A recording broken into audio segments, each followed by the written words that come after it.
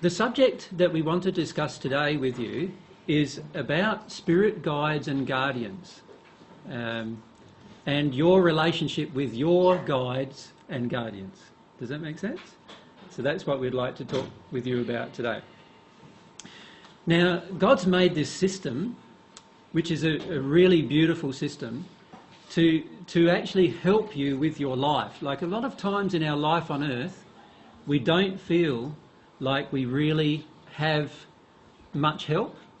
Like a lot of times it feels like we're going through life a bit rudderless, without having much assistance from other people. And a lot of times when you go to ask another person about what's happening with your life, they're just as clueless about their life as you are about your own. So we end up finishing up discovering life through a process of experience, right? And in that process, we forget that God's actually given us a permanently assigned to us, basically, two assistants. The reason why we forget that they're assigned is because they're both invisible to us. And so we forget that they're being assigned to us. And so the majority of people on earth have no idea that these spirits, these people who used to live on earth, have been assigned to them to help them through their life. The first person that's assigned to you, which is assigned to you from the moment of your conception actually onwards, is your guardian. And your guardian is a spirit whose attempts to let you know when you're in dangerous situations and help you get out of those dangerous situations. So that's their primary role. So they attempt to guide you or guard you from harm. And the harm that they're guarding you from is not just harm of what might happen to you on the earth. There's also harm that could happen to you from spirits as well. And they, to the best of their power, attempt to guard you from that harm as well, without breaking the laws of God doing so. So that's the role of the guardian. And the guardian generally stays with you almost your entire life, or until you no longer need a guardian. Now, for most people, it's their entire life.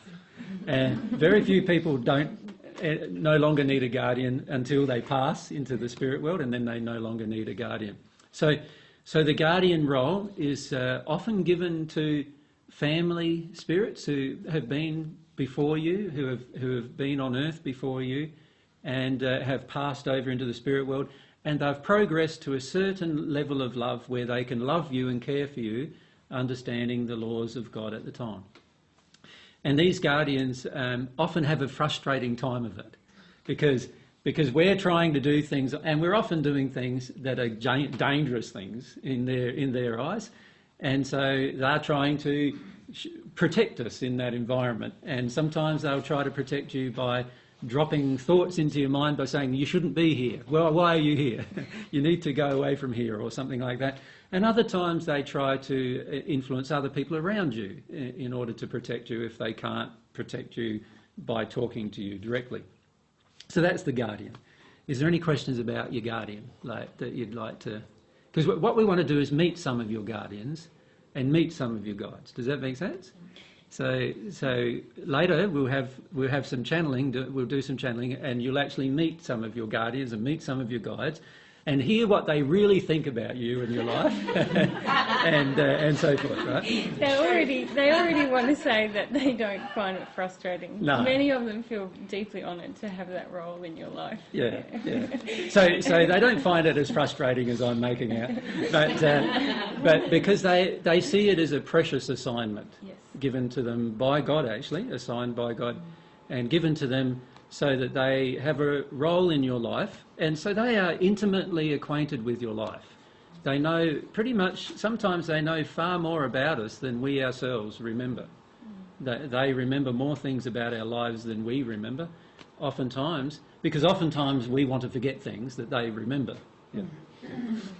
So we want to talk with some of your guardians and see how they feel about the role, but also they might bring up issues of that, where they see areas of protection that are open in your life, where you're not as safe as what you think you are, that if you could listen to them or hear them, that they'd be able to help you work through those issues.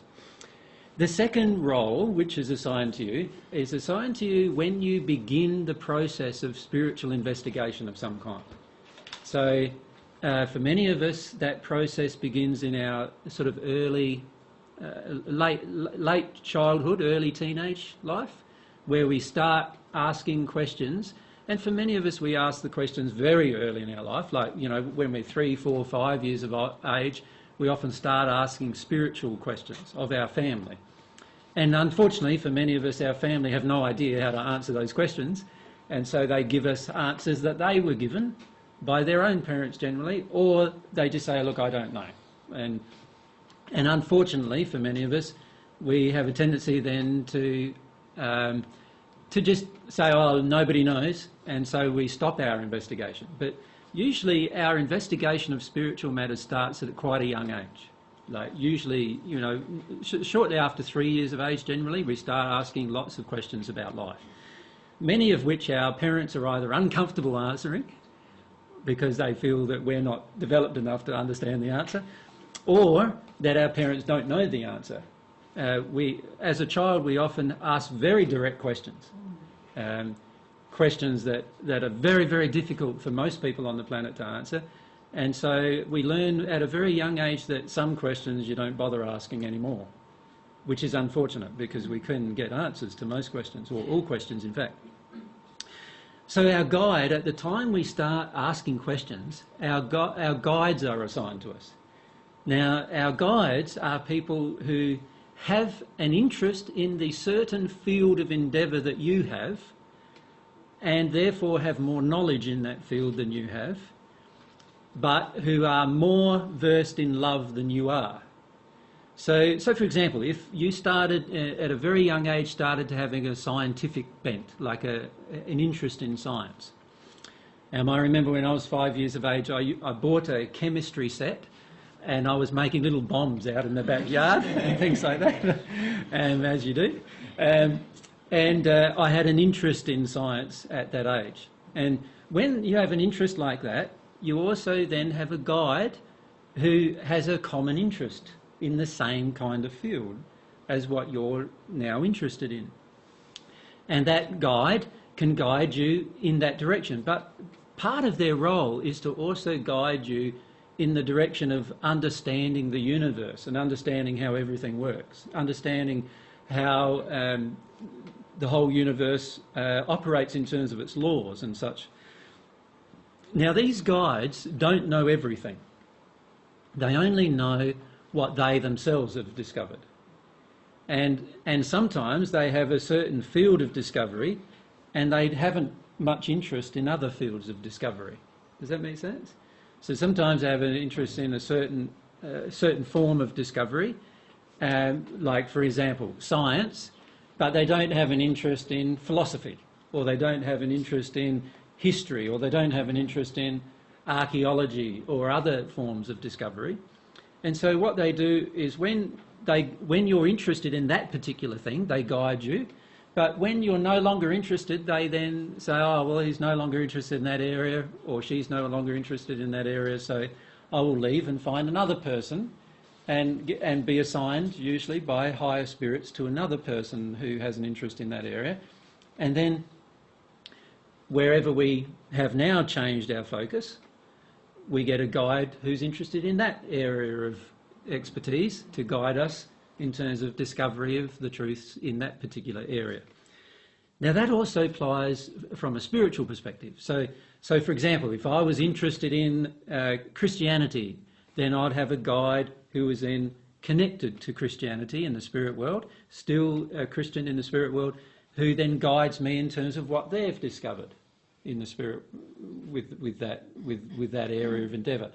If I'm interested in New Age philosophy, then I'll have a guide who's more interested in New Age philosophy. And now it doesn't mean that the Christian or the New Age philosopher in the spirit world knows everything about the truth about those matters. They just know more than you do, right, about that particular field of endeavour, and they can guide you to the discovery of what they know through a process of influence. They're always going to be more developed in love, aren't they? Yes. They're always going to have. So sometimes we might attract spirits who have a similar interest who aren't our guides. They're just someone who's passed, and they think, yeah, this person on earth's interested in what I was interested in, and so they go along for the ride. But your guide is someone specifically assigned to you who has more love than you already within them, so they're in a higher sphere in the spirit world, and they are there specifically to guide you towards more love. Yeah, and as Mary pointed out, that's very different to a general spirit who's around you, who has a general interest in the same area of expertise that you have and so forth, and who wants to then influence you down that track. And it's also very different to any malevolent spirits that you might have around you, because many of us do have malevolent spirits around us. And those spirits generally want to influence us off any track and down into the same level of debauchery they discovered through their life, generally. So we have all of these external influences around us at any one point in time, but the positive influence is always our guide and our guardian, the two separate roles of those two particular people. And sometimes it's one person who has both roles. Other times it's two separate people that have those separate roles. And in each case, they have both been assigned by higher spirits who have been, and the assignment really comes from God. It's a direct desire of God's to bring all of humanity into a higher spiritual condition. And so this assignment is made to every person, even if we don't believe in spirits, even if we don't believe in anything other than the physical, we still have these spirits assigned to us. Does that make sense, everyone?